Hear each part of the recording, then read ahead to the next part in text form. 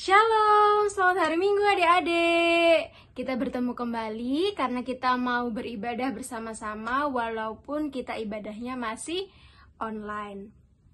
Nah adik-adik, pada hari Minggu ini kita akan beribadah dan pelayan firman-Nya adalah Kak Titif.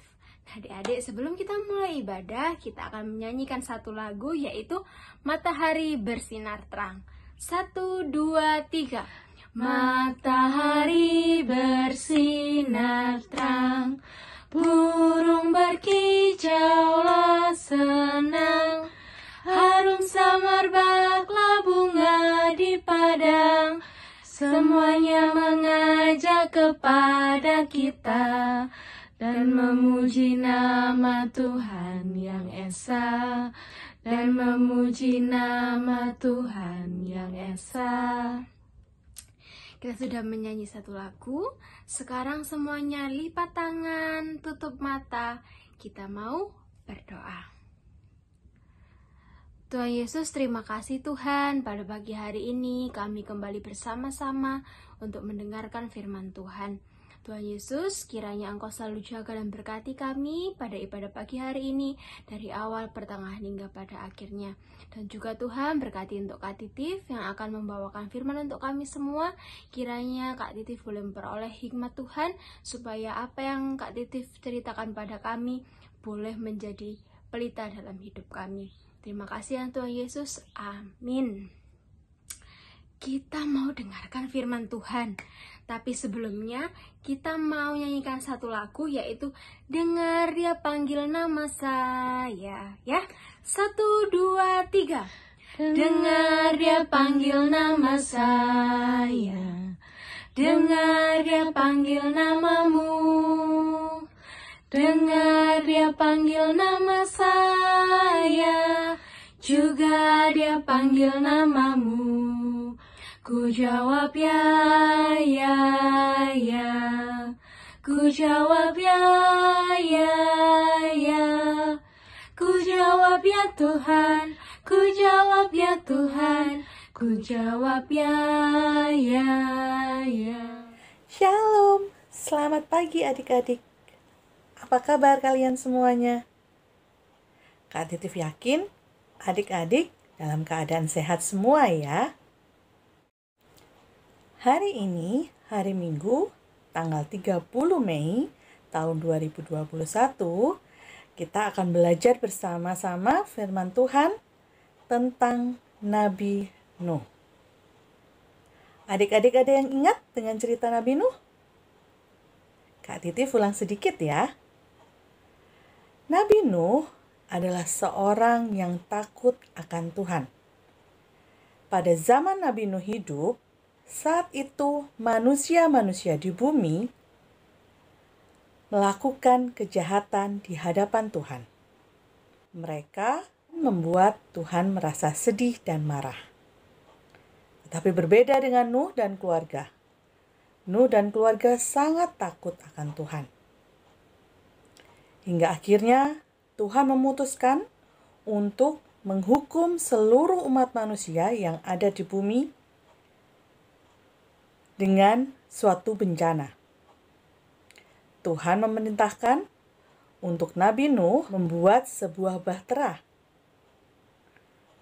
dengan ukuran-ukuran yang sudah ditentukan oleh Tuhan. Setelah bahtera itu selesai, Nuh diperintahkan oleh Tuhan untuk segera masuk ke dalam bahtera tersebut bersama dengan keluarganya. Tidak hanya itu, Tuhan juga menyuruh Nuh untuk mengajak beberapa pasang hewan untuk ikut masuk ke dalam bahtera. Tiba-tiba ada hujan turun sangat lebat dan akhirnya terjadi banjir atau air bah yang menenggelamkan semua manusia di bumi kecuali Nuh dan keluarga yang ada di dalam bahtera tersebut. Setelah air bah itu surut atau banjir itu surut, Nuh dan keluarga turun dan langsung mendirikan mezbah bakaran untuk mengucap syukur kepada Tuhan. Nah, di hari ini kita akan belajar bagaimana Nuh hidup setelah air bah itu terjadi. Apa yang terjadi? Apa yang Tuhan lakukan dalam kehidupan Nuh dan keluarga? Kita akan baca Alkitab kita dari Kitab Kejadian pasal 9 ayat 1 sampai 3. Sekali lagi Kak Titif ulangin, dari Kitab Kejadian pasal 9 ayat 1 sampai 3. Kita baca sama-sama ya. Lalu Allah memberkati Nuh dan anak-anaknya serta berfirman kepada mereka, "Beranak cuculah dan bertambah banyaklah, serta penuhilah bumi. Akan takut dan akan gentar kepadamu segala binatang di bumi dan segala burung di udara, segala yang bergerak di muka bumi dan segala ikan di laut. Ke dalam tanganmulah semuanya itu diserahkan. Segala yang bergerak, yang hidup akan menjadi makananmu. Aku telah memberikan semuanya itu kepadamu, seperti juga tumbuh-tumbuhan hijau." Dari pertanyaan yang tadi Kak Titif tanyakan, lalu apa yang terjadi pada Nuh dan keluarga setelah peristiwa air bah itu terjadi? Jawaban itu sudah kita dapatkan di ayat yang baru saja kita baca. Ada beberapa hal yang dilakukan oleh Tuhan Allah kepada Nuh. Yang pertama, Allah memberkati Nuh dan keluarganya. Kemudian yang kedua, Allah memberikan kuasa pada Nuh untuk memiliki keturunan yang akan memenuhi bumi. Dan yang ketiga, Allah juga memberi kuasa kepada segala jenis binatang dan tumbuhan di bumi ini. Dari ayat yang kita baca tadi, Tuhan mau kita tahu bahwa segala sesuatu yang dijadikan oleh Tuhan adalah baik. Dan kuasa yang diberikan oleh Tuhan kepada Nuh, terutama kepada hewan dan tumbuhan, itu tidak hanya berlaku bagi Nuh, tapi juga bagi kita, manusia yang ada di bumi ini. Kenapa Tuhan memberikan kita kuasa untuk merawat? Karena Tuhan tahu kita mampu untuk mengelola dan merawat semua yang sudah Tuhan jadikan. Coba tengok kanan kiri adik-adik. Lihat siapa aja sih yang ada di sekitar kita? Papa, mama, kakak, atau adik, om dan tante, oma, opa? Mereka semua adalah ciptaan Tuhan yang harus kita sayangi. Nah, siapa yang di sini punya hewan peliharaan? Oh, ada yang punya anjing? Kucing? Burung?